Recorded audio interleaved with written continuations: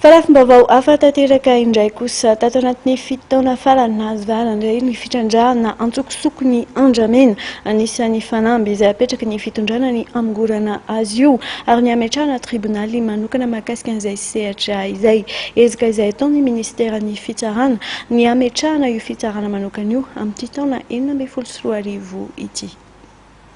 Tratrarina amin'ny taona 2024 ity ny fametrahana ny fitsarana manokana misahana ny rara andramena hoy ny ministry ny fitsarana Ramanantena Sonoeline.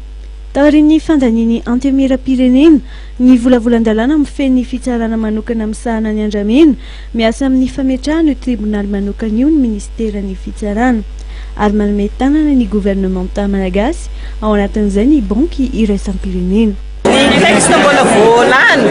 tamin'ny farantaona iny no nandanina ny texte momba iziny tao amin'ny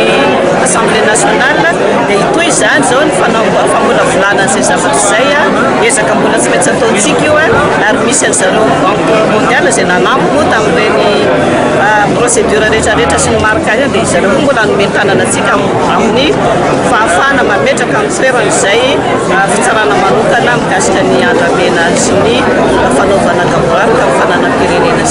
araka izany lahara-pahamehana ho an'ny ministera ny fitsarana amin'ny tsy taona 2024 ity ny fametrahana ny tribonaly manokana misahana ny andramena. Marihana fa ny zoma 15 janoary no nisokatra tamin'ny fomba ofisialy ny fotoam-pitsarana 2024.